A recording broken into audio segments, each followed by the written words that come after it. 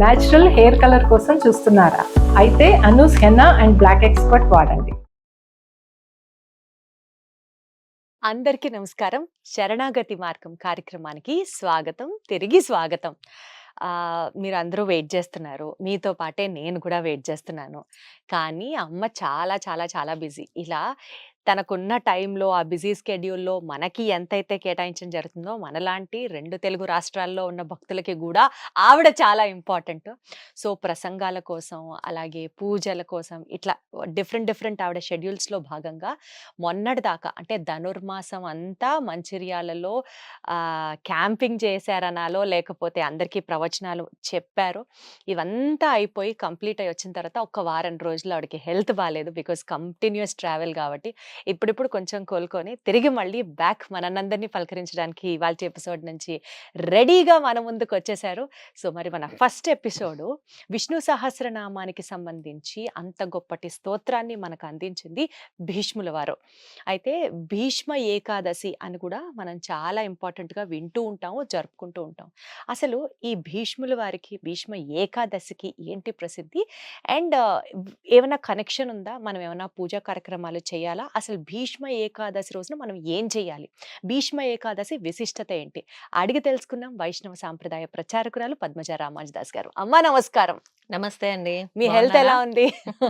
ఆచార్య అనుగ్రహంతో క్షేమం ప్రస్తుతానికి. మిమ్మల్ని మేమైతే నేను మా ఆడియన్స్ చాలా చాలా చాలా మిస్ అయ్యారు. 1 వీకే.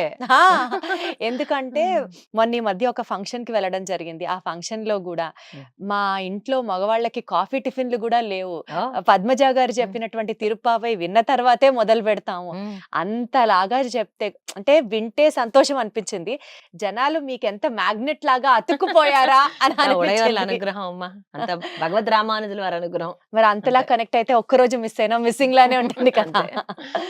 నాకు కూడా ఈ ప్లాట్ఫామ్ ద్వారా కూడా మరింత మందిని చేరుకొని శ్రీ వైష్ణవ సంప్రదాయాన్ని మరింత మందికి చేరువ చేసేటువంటి ఒక గొప్ప అవకాశం మీ ద్వారా కల్పించాడు భగవంతుడు.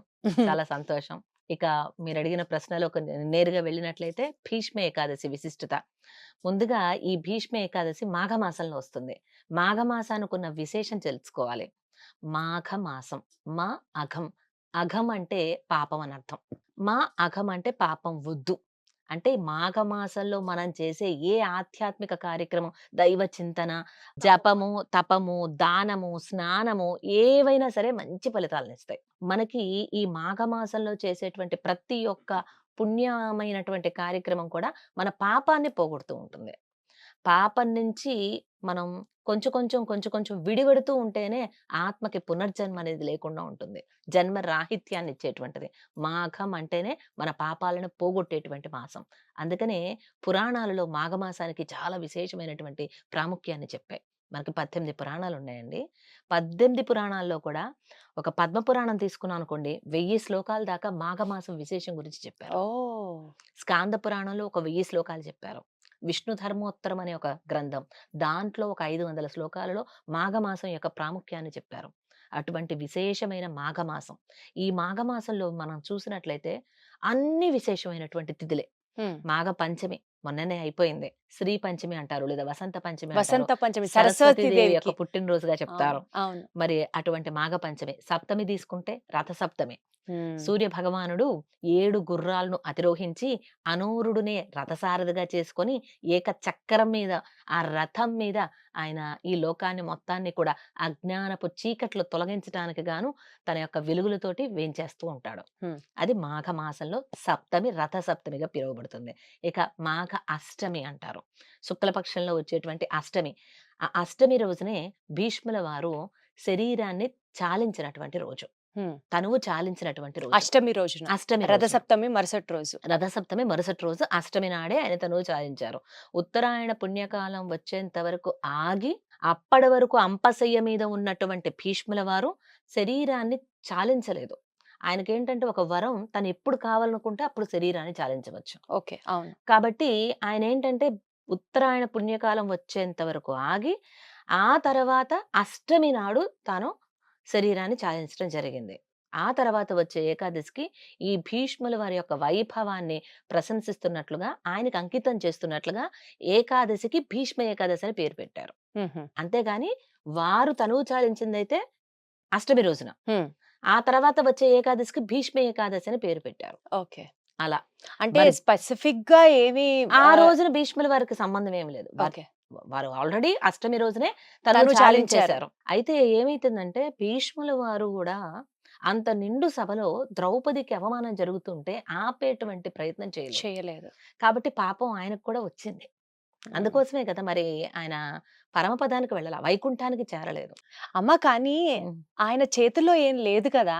ఆయన చేయలేని దానికి కూడా ఆయనకి పాపం చుట్టుకుంటుందా? మంచి చెయ్యటం ఎంత ప్రాముఖ్యమో, చెడు జరుగుతున్నప్పుడు ఆపడం గూడా అంతే ప్రాముఖ్యం. తన కళ్ళ ముందు చెడు జరుగుతూ ఉంటే తను నిరోధించలేకపోయాడు. చూస్తూ ఉండిపోయాడు. అది గూడా తప్పే గదా మరి. అందుకోసం అర్జునుడు వేసినటువంటి బాణాలు అంపగా చేసుకొని సెయ్యగా చేసుకొని ఆ అంపశయ్య మీద కొన్ని రోజుల పాటు భీష్మ పితామహుల వారు అలాగే వేంచేసున్నారు. అంటే అయితే ఆయన్ని శిక్షించుకుంటున్నట్లుగా. ఆ!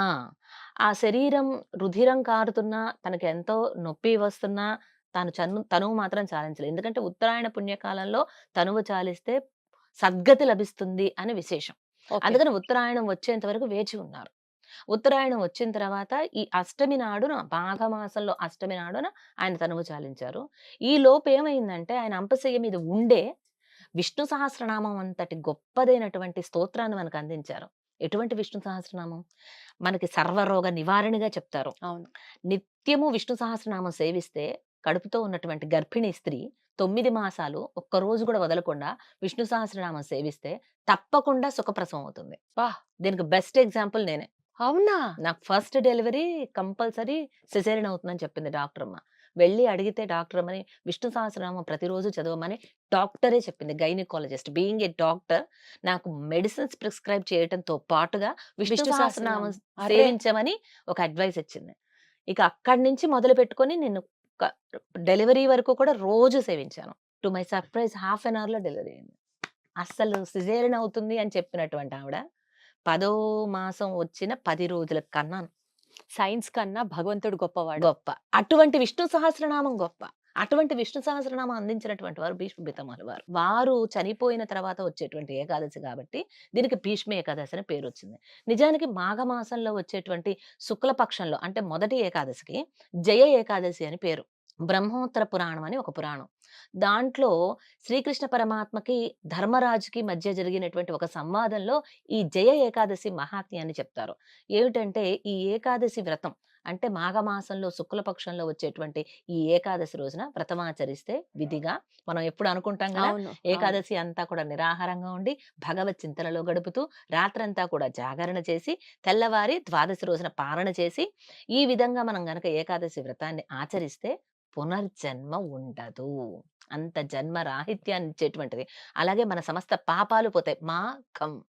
మా అఘం పాప రాశిని మొత్తాన్ని కూడా భస్మీపటలం చేస్తుంది. తీన్నెలు తూసాగమంటుంది గోదమ్మ. హ్మ్. ఆ విధంగా మొత్తం పాప రాశిని అంతటిని కూడా నశింపజేస్తుంది. దెయ్యాలుగా మారేటువంటి అవకాశం ఉండదు. ఎందుకు ఈ మాట చెప్తున్నానంటే జయ ఏకాదశికి వ్రత కథగా ధర్మరాజుకి శ్రీకృష్ణ పరమాత్మ ఒక విశేషం చెప్తారు.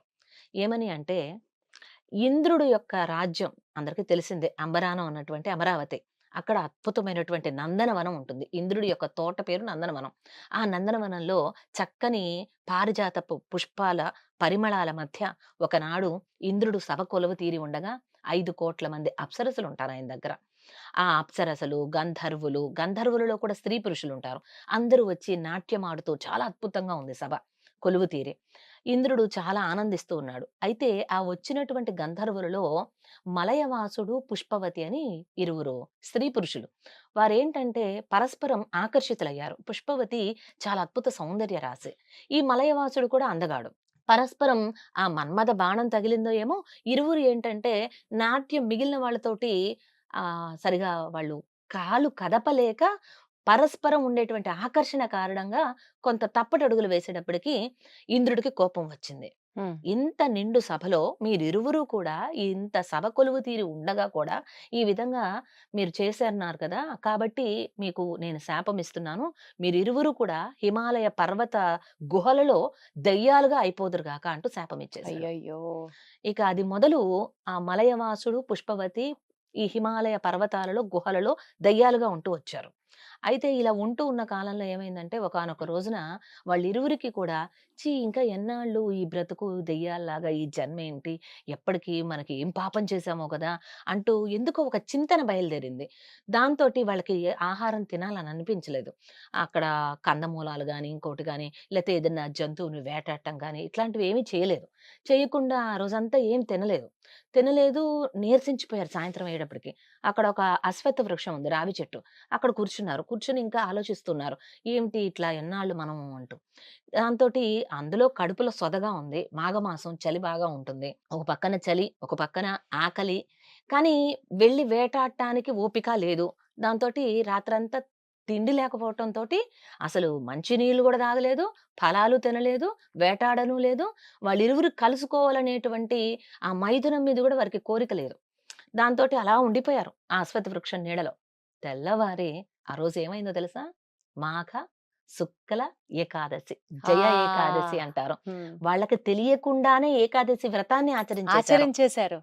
ఆచరించిన కారణంగా వీళ్ళిరువురికి కూడా ఆ దెయ్యం రూపాలు పోయి వాళ్ళ గంధర్వ రూపం వచ్చేసి ఇంద్రుడి యొక్క ఆస్థానానికి వెళ్ళిపోయారు. ఇంద్రుడు ఆశ్చర్యపోయాడు.